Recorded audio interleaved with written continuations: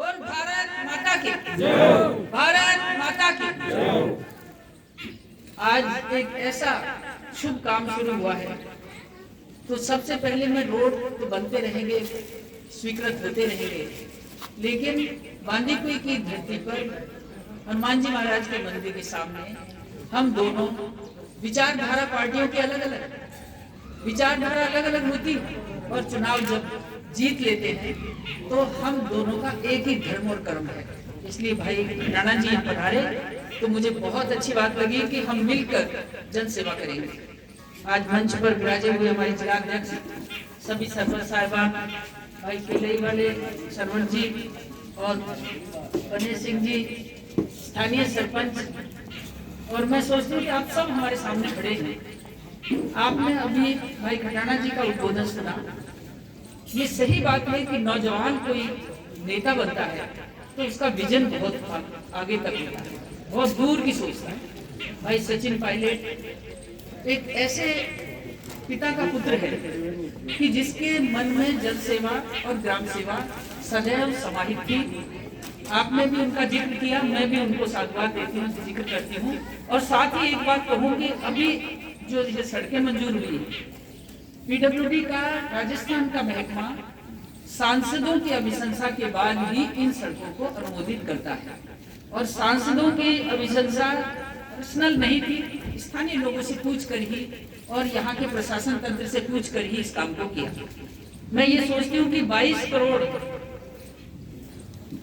कुल लंबाई आपकी है, 22.5 किलोमीटर, नहीं रकम है 22 करोड़ 44 लाख, और लंबाई है 47.350। ये लंबाई है हमारी सड़कों की, बांदीकुई की सड़कों की। और बांदीकुई की सड़कों पर जो व्यय होगा, तो मैं सोचती हूँ कि एक नौजवान ही कॉन्ट्रैक्टर मिला है, और प्रशासनिक अधिकारियों पर हमें पूर्ण विश्वास है।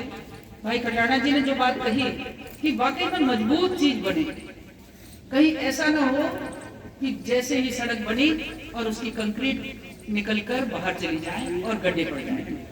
अभी तक जहां तक सड़कों को हम देखते हैं, जो सड़कें 6 महीने पहले बनी उनके भी गड्ढे देखते हैं, तो बड़ा दुख होता है कि सरकारें, चाहे राजस्थान की हो चाहे भारत सरकार हो, पैसा देती है गांव वालों की सुविधा अनुसार, लेकिन इनका पूर्णतया उपयोग करते हुए हम आगे बढ़े। और मैं सोचती हूँ कि हम जनप्रतिनिधि एकजुट होकर, आज सरपंच साहब बैठे हैं, मैं सोचती हूँ कि 7-8 सरपंच हैं। सरपंच गांव का मुखिया है, वो गांव का प्रधानमंत्री है, उसके पास सारे अधिकार हैं। और गांव का प्रधान हमारा सरपंच अपने गांव की जब योजना बनाए तो गांव के अंदर गलियों की, पटाव की, रस्तों की, पानी की सारी व्यवस्था में वो ध्यान दे, और ध्यान देकर योजनाबद्ध काम करेगा तो भारत सरकार और राज्य सरकार सरपंचों को पैसा देने में कमी नहीं रखती। 8-8 करोड़ 5 वर्ष की अवधि में एक सरपंच के खाते में आते हैं।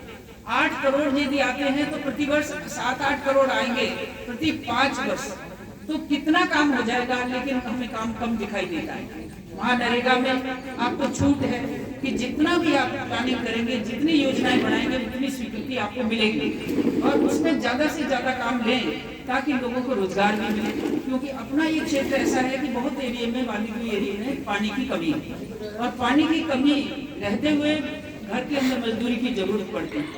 मैं भाई खटाना जी को एक बात ध्यान जरूर दिलाना चाहूंगी कि बांदीकुई भारत सरकार ने अटल भूजल योजना में ली है। अटल भूजल योजना, इसमें 600 करोड़ का बजट है। बांदीकुई और दौसा दोनों विधानसभाएं इसमें स्वीकृत हैं। आप राज्य सरकार के नुमाइंदों से, अधिकारियों से संपर्क करके इस योजना को शीघ्र चालू करवाएं। इसमें एनजीओ की भूमिका भी रहेगी, लेकिन महत्वपूर्ण भूमिका सरपंच की रहेगी। सरपंच और इस अटल भूजल योजना का अर्थ है गांव का पानी गांव में, खेत का पानी खेत में, और क्षेत्र का पानी, इसको संकलित करना। जितने भी नदी नाले बहते जा रहे हैं उनको हम रोकें, और बूंद बूंद पानी रुकेगा तो धरती में पानी का रिचार्ज भी होगा। ये योजना 5 वर्ष के लिए मंजूर हुई है। तो आपको, सरपंच साहब को जरूर ध्यान होगा, लेकिन आप भाई खटाना जी से कहना चाहूंगी कि राज्य सरकार के प्रभारी अधिकारी और प्रभारी मंत्री इन कामों में रुचि लें, क्योंकि अभी तक दौसा, बांदीकुई में एक भी काम प्रारंभ नहीं किया। ऐसी परिस्थिति में मुझे लगता है कि 1 साल निकाल दिया, और अटल भूजल योजना का जिस दिन वर्कशॉप थी बांदीकुई से ही मैंने दौलत मीना के नेतृत्व में 50 कार्यकर्ता भेजे थे ताकि ये बांदीकुई की पेयजल समस्या वहाँ रख सके।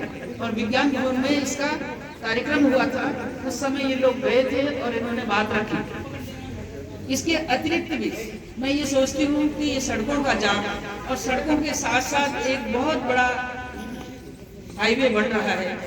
आप सोचते होंगे कि हमारे लिए क्या उपयोग होगा इसका, लेकिन इसका भी हमारे लिए उपयोग होगा। जहाँ जहाँ ये डाउनफॉल में आएगा वहाँ हमारे लोगों के लिए दुकान रोजगार के बहुत सारे साधन खुलेंगे। अभी भी मैं आपको ये निवेदन करूँ कि जो अंडरपास मांगा था मुझसे, उस अंडरपास की मंजूरी हो चुकी है, शीघ्र ही उसका वर्क ऑर्डर मिलेगा। और ये वाकई में मैं भी एक गाँव की रहने वाली हूँ, जानती हूँ कि गाँव का एक रोड के एक साइड किसानों का खेत आ गया, एक साइड घर आ गया, तो कितनी मुसीबतें उनको होंगी। और इन सब परिस्थितियों को मद्देनजर रखते हुए मैंने इस अंडरपास को पार्लियामेंट में भी रखा और जोरदार ढंग से बोला, और उसी का परिणाम था कि ये मंजूर हुआ। आज आप सबों ने स्वागत किया, सत्कार किया, ये छोटी मोटी सुविधाएं आपके लिए की हैं। इन सुविधाओं से आप पूरा लाभ उठाएं और हम मिलकर, भाई खन्ना जी मैं आपको पूर्ण आश्वस्त करती हूँ, क्योंकि मैं तो, मुझे बुआ कहते हो आप सब, कोई बुआ कहता है कोई बहन कहता है, तो मैं तो बुआ और बहन का मतलब है भाई भतीजों के लिए समर्पित हूँ। राजनीति मेरा धंधा नहीं है, राजनीति मात्र मेरी सेवा है। जो मुझे मौका दिया आप सबने, उसके लिए मैं कर रही हूँ। आज स्वागत सत्कार किया। मैं पीडब्ल्यूडी के सभी अधिकारियों को भी धन्यवाद देना चाहूंगी कि उन्होंने ऐसे मौसम की प्रतिकूलता के होते हुए भी इस कार्यक्रम को आहूत किया। धन्यवाद।